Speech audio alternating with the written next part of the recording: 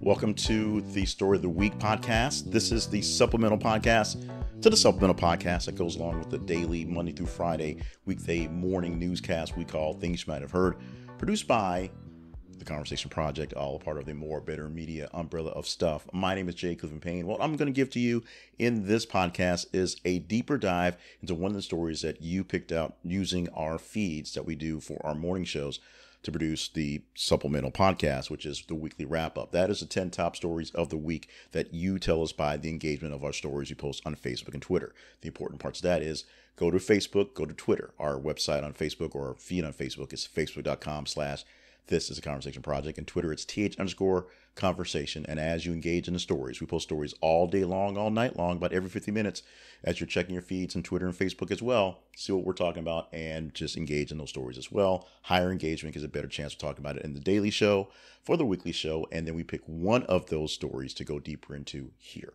Let's go into the top 10 stories for this week. This is the week ending July the 1st, 2023. Top 10 stories in order include number 1 story, Gröna Lund roller coaster accident in Sweden leaves 1 dead. Number 2, Wagner leader calls for rebellion against Russian defense chief. Kremlin orders his arrest. Number 3, worker dead after being ingested into plane engine at San Antonio airport. Number 4, Jennifer Lawrence A-list actors threaten to strike in letter to SAG.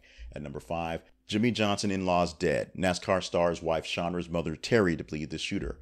Number 6, former NFL QB Ryan Mallett dies in drowning accident. Number 7, Madonna postpones tour after being hospitalized for serious bacterial infection. Manager says full recovery expected. Number 8, violent protest in Paris suburb after teen is shot dead by police during a traffic stop. Number 9, train derailment on Montana Bridge sends multiple rail cars to the Yellowstone River. In the 10th story this week, hail hurts dozens of concertgoers, scraps Louis Tomlinson's show at Red Rocks Amphitheater near Denver. That may be one of the more odder stories of a week of odder stories this week, but the story we picked to talk about to go deeper into this week happens to be the one at number 8. The headline reads, violent protest in Paris suburb after teen is shot dead by police during a traffic stop. Now, what this is going to turn into is a replay of the violence we have with police versus civilians, those being of darker skin complexion here in the States. A lot of the stuff in this audio essay is going to be me talking about those type of things, but it's a comparison to what's going on in France right now, in Europe as a larger part, and why it's really odd to have to admit this, but this is not an isolated incident. That's just an American thing, apparently. There is an incident with police and darker skinned people around the world. And we're going to get into that story, go deeper into that. We want you to email me with any of your comments about this commentary, any commentary we have here, anything we have with our stories, our shows on the news all week long.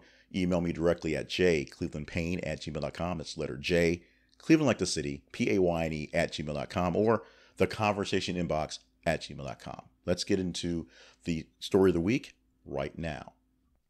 Let's start out by saying his name. Nahel Merzouk. He was 17. Of course, shot by a police officer during a traffic stop this week in a Paris suburb of Nanterre. Nahel was living with his mother, Manua, in the Vieux-Point neighborhood of Nanterre, around 15 kilometers from central Paris.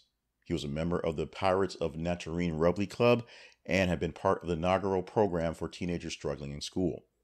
His mother told Francis 5 Television that she was angry at the accused officer and not angry at the police in general. The problem is, there's apparently a problem with police in general and their disdain for people who are darker complected. Now, this is something that's not so new to folks living in the United States, but it's not exactly how we see things in France. Now, let's step back a few years ago where the French won the World Cup. And they won the World Cup with soccer players who were all essentially Arab and African, just, from of descent, moving in, being born there, whatever, immigration, whatever. Essentially, the entire team were dark-skinned and not white guys with long hair flopping around. Let's fast forward to now, or actually just in general the whole time, where there's been a sort of a second life within the police force of mistrusting people who are not exactly fair complected, particularly people who are from North Africa and from Arab countries, people with a darker skin. The police in general, who were more or less the natives, if you will, the whiter people, tend to harass the folks of darker skin. Sounds pretty familiar, doesn't it? But it's happening in Paris, of all places. Gay Paris is apparently not so happy in the world of the underground, at least with the normal people. So when we talk about Nahel Merzouk, we're talking about a general universal story.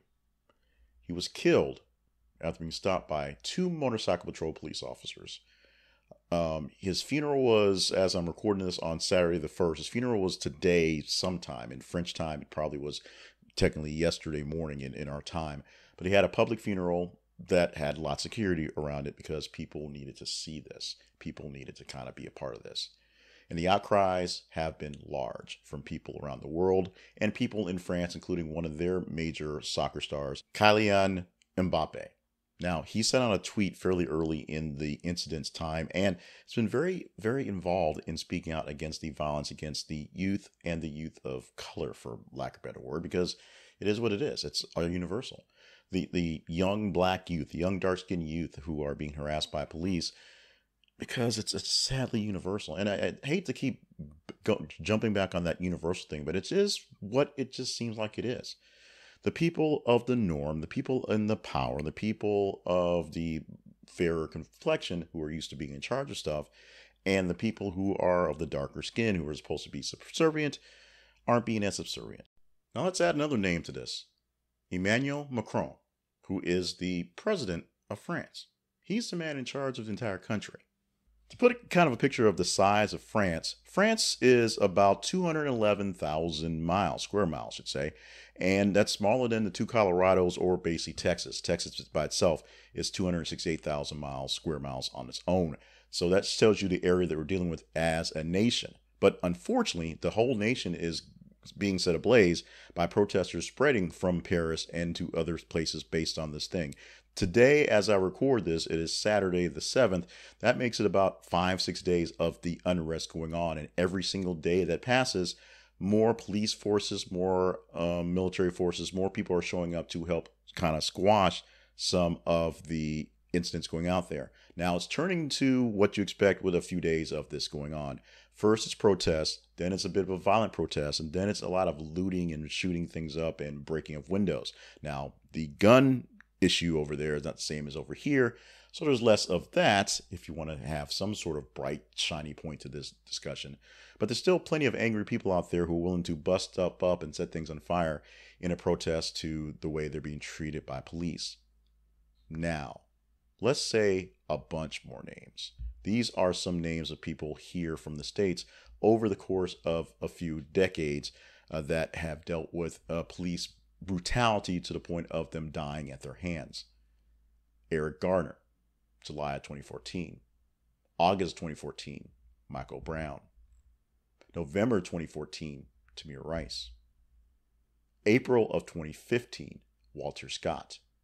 July of 2016, Alton Sterling. Also July of 2016, in fact, 5th and 6th for this one, Philando Castile. March of 2018, Stephon Clark.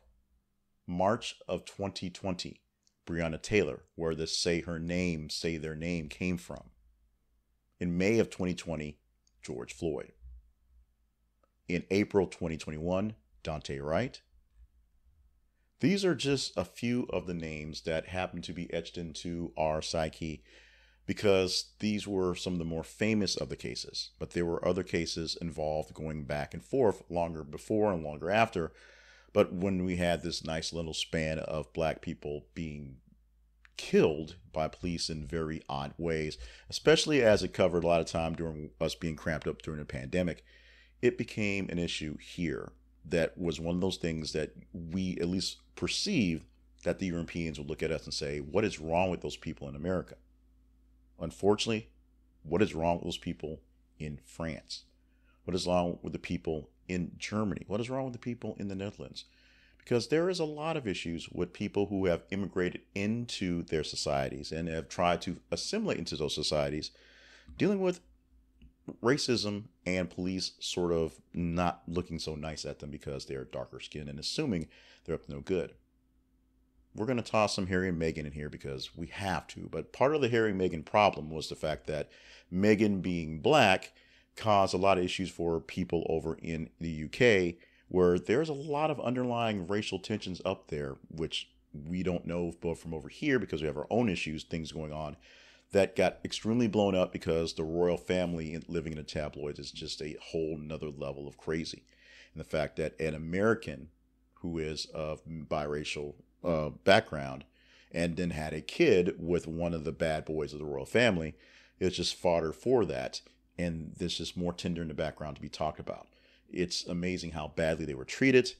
Yes, you can argue, and I argue fairly often, that they kind of aren't the greatest people in the world, but it still doesn't justify how they were treated to the extent over there, except for the fact that's how they do things over there, which is not the right reason, but the reason that we got. How they do things over there, how we do things around here, how things are done. This is going to be a shorter than normal of my stories of the week because it boils down to a very simple thing. What I wanted to do, what I wanted to accomplish, what I wanted to happen in this episode was to speak his name.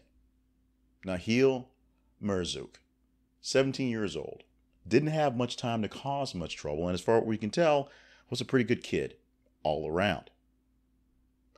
We don't know exactly why he did not stop for the police officers and that traffic stop. And because of his life being taken, it doesn't really matter at this point. The extent of the punishment did not fit the crime.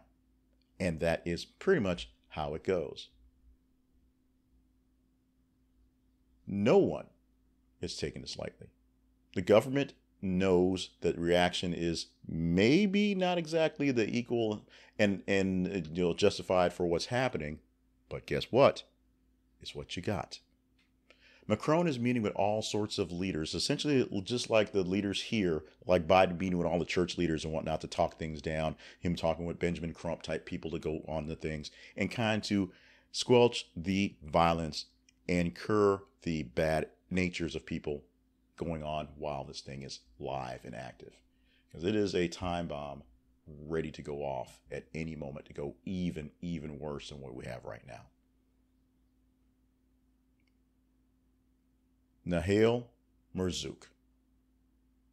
And if I've mispronounced it, I apologize because it is a name of a Northern African origin. It's not Bob Smith. It's not Breonna Taylor. It's not George Floyd. It's not a simple name, if you will, like that. But it's a name that we, the collective we, need to remember. We need to put it down in this list that we have for Americans because this is an incident that probably did not have to end this way.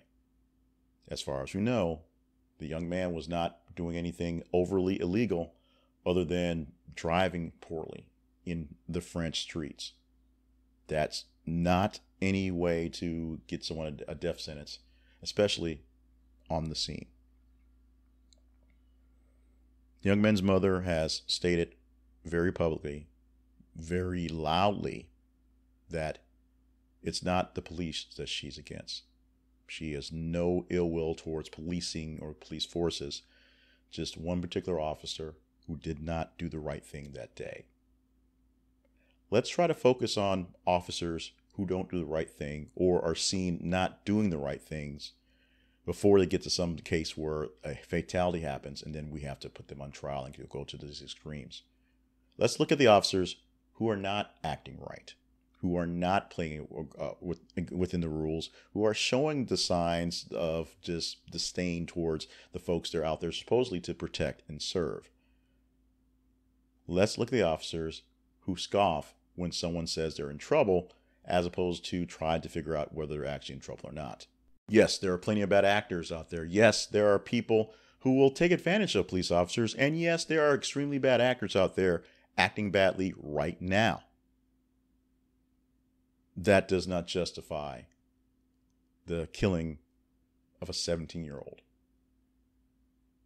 And if I am led to believe, led wrong, led astray, and find out that, he was actually the major head of some sort of drug or guns organization, he was actually piping in things from Japan, the Yakuza, or maybe working with some Crips or Bloods in the States trying to get them stuff, then hey, I've been wrong and I will admit it. But I doubt he was carrying 1,000 pounds of fentanyl in the back of the car. I don't think he was laundering money for the mafia. I'm pretty sure he was not a front for Al Qaeda trying to plant bombs in Paris. It seems like he was just a regular, normal kid. Not even extraordinary, if you will. Doing kid stuff.